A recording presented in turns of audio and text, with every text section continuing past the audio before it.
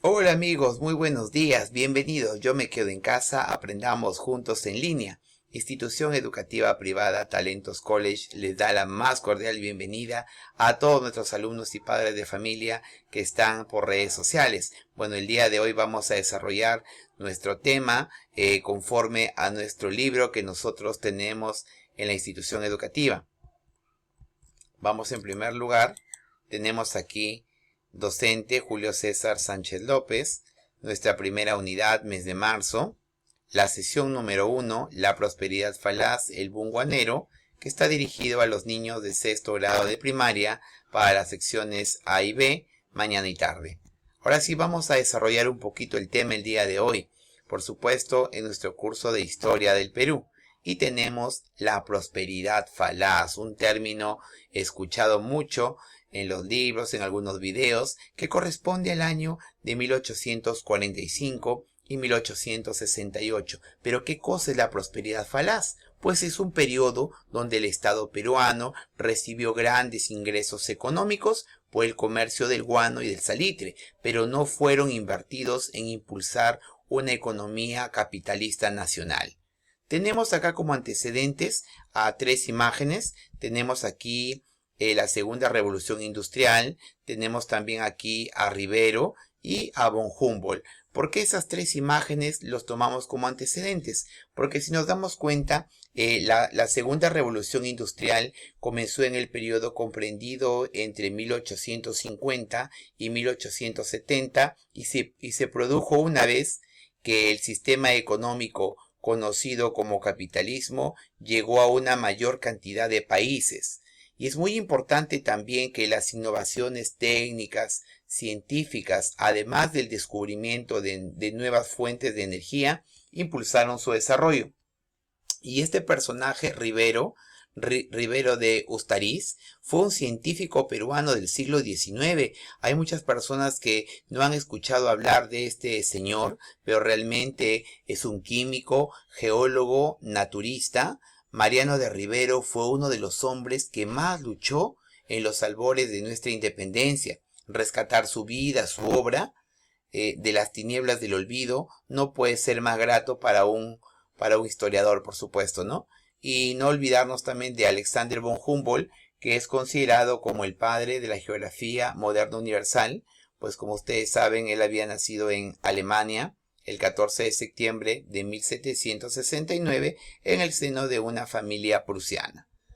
Ahora vamos con el desarrollo del tema y tenemos aquí también una ave llamada guanay, pues una ave de 78 centímetros, de cuello largo, manto negro y pecho blanco. Tiene el pico gris, ¿cierto? Con un toque de rojo en la base y una zona sin plumas de color rojo alrededor de los ojos y anillos orbitales verdes. Sus patas son rosadas. Los juveniles tienen las partes inferiores más opacas y las superiores de marrón apagado. Son animales ocupando porciones ventiladas de una isla o playa y vuelan en bandadas muy gruesas y grandes a escasas alturas del mar, siguiendo a los cardúmenes de anchovetas, sardinas y machetes. Por supuesto, esta ave guanay fue muy importante durante la prosperidad falaz. El excremento de esta ave realmente sirve de mucho para las diferentes obras que vamos a observar más adelante. Tenemos ahora sí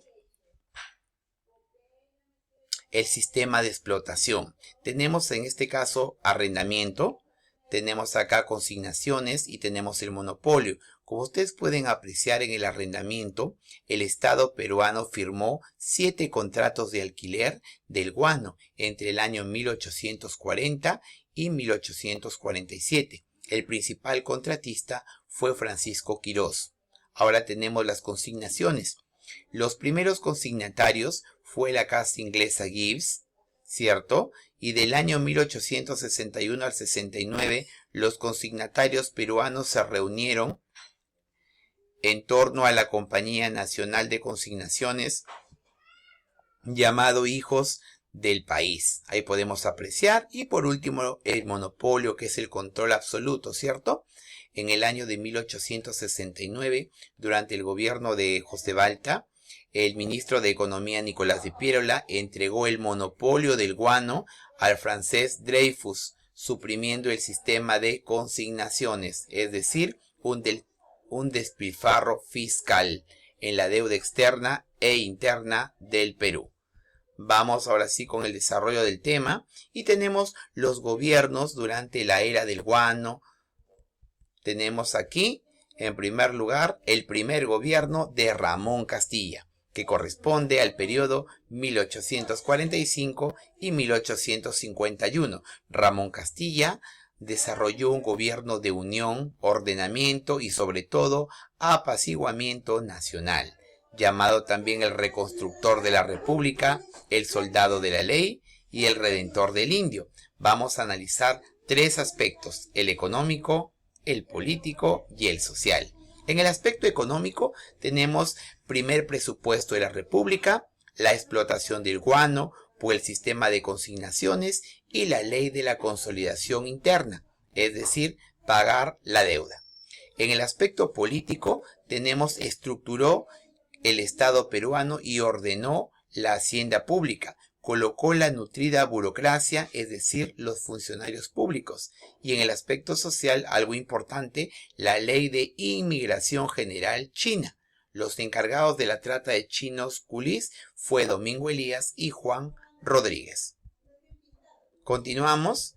Ahora sí tenemos que con el guano se pudo distribuir para mejorar la defensa nacional, el aspecto educativo, entre otros.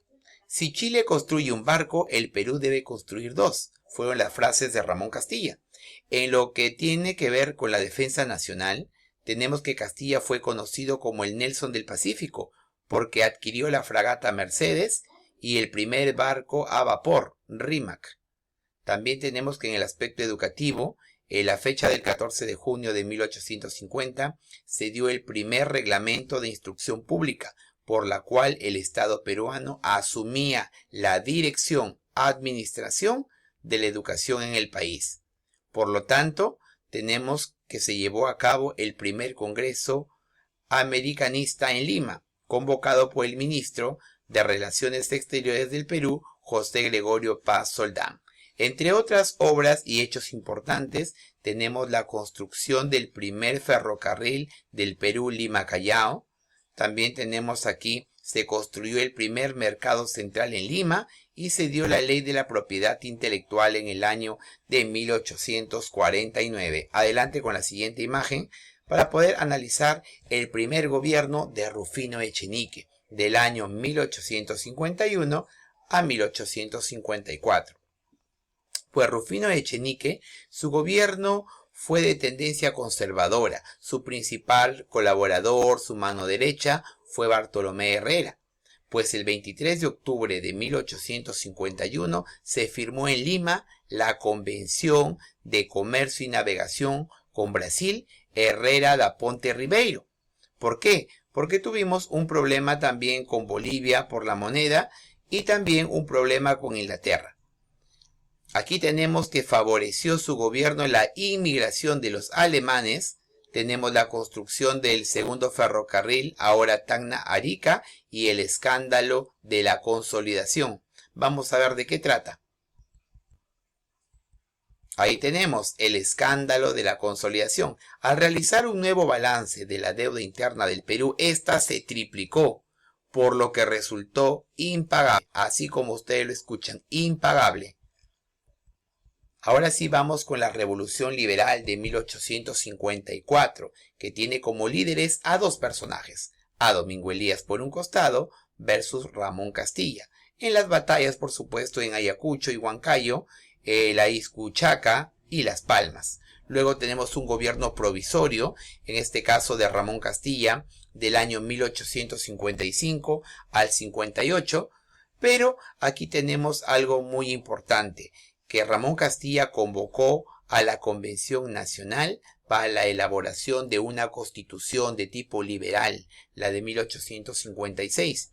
Pues aquí tenemos que se abolió la pena de muerte, el sufragio universal, el periodo presidencial de 4 años, y por último tenemos la rebelión de los conservadores que estaban al mando de Manuel Ignacio de Vivanco, Por último, se eliminó la Constitución. Ahora ya tenemos el segundo gobierno de Ramón Castilla en el año de 1858 al 62, una fase conservador moderada, ¿cierto? Ramón Castilla, en este boom del guano, fue apoyado por los conservadores, teniendo como líder a Bartolomé Herrera. Tenemos aquí la Constitución Política del Perú, la de 1860, que fue más moderada, fue la más longeva. Tenemos el primer mapa del Perú a cargo de Felipe Paz Soldán, y también tenemos hechos importantes del segundo gobierno de Ramón Castilla que no debemos olvidar: el alumbrado a gas en Lima, el servicio de agua potable, servicio telegráfico. También tenemos aquí el primer censo nacional, la ayuda militar a México y Nicaragua y la guerra contra Ecuador. Entonces son aspectos que no debemos olvidar del segundo gobierno de Ramón Castilla y Marquesado. Vamos a continuar ahora sí con nuestra retroalimentación. Vamos a complementar juntos nuestro libro el día de hoy, ¿cierto? Y nos vamos rápidamente con las interrogantes que tenemos en el libro. Y tenemos ahí: ¿cómo se denominó a esta época del guano según Jorge Basadre? Prosperidad falaz. Pregunta 2. ¿Cuál fue la isla de mayor producción guanera? Tenemos las islas de Chincha. ¿Qué gobierno inició la ley de la consolidación de la deuda interna? El gobierno de Ramón Castilla. 4. ¿Cuál fue la primera forma de venta de guano? Arrendamiento. Ahora sí vamos a trabajar juntos. Trabajando en clase resuelve la sopa de letras y serás el ganador. Allí tenemos nosotros mano de obra en las islas guaneras, que son los chinos, ave de mayor producción de guano, Guanay, propietario del guano, el Estado. ¿Cuál es el uso del guano? Fertilizante. Principal comprador del recurso, Inglaterra. Isla donde se encontraron los yacimientos más importantes, Chincha. Ahí está, tienen que ubicar esas palabras y colocarlas a un costadito, por supuesto, ¿no? De cada uno de los ítems. Ahora tenemos: espero que seas honesto y responsable en tus actividades. Luego tenemos en la siguiente página, Peruanito Informador, una lectura sobre las aves guaneras, sobre los voluntarios de las distintas universidades, ¿no?, que recorren Punta San Juan para cuidar a los animales. Proabonos extrae el guano del lugar de una manera sostenible y responsable. Entonces aquí tenemos nosotros quiénes están a cargo del proyecto de la protección de aves guaneras: el Ministerio de Agricultura y voluntarios de universidades. Pregunta 2. ¿Cuál es tu opinión acerca del proyecto de proabonos en la provincia de Nazca? Que debemos valorar, respetar el hábitat de los animales, ¿cierto? Y por último, ¿qué harías tú para proteger a las aves que habitan el litoral costeño? Utilizar los recursos de forma, aquí es de forma racional y responsable, ¿cierto? Es decir, sostenible. Para resolver el verificando tienes que leer el tema para comprender mejor. Verificando el aprendizaje, vas a la página, leer el texto, marca las alternativas, luego enviar una foto con tus claves para verificar tus respuestas al WhatsApp 949930264. Recuerda ser responsable en tus labores escolares virtuales. Ahora tienes la responsabilidad de estudiar en casa. Ser honesto y responsable. Recuerda que tienes que hacer actividades en tu cuaderno. Allí tenemos nosotros nuestra actividad en el cuaderno. Realiza un mapa conceptual sobre el tema estudiado. Realiza una investigación sobre las aves guaneras con su respectivo dibujo. Toda investigación es escrita. Gracias. Ahora más juntos que nunca. Esto fue la sesión de aprendizaje de sexto grado A y B.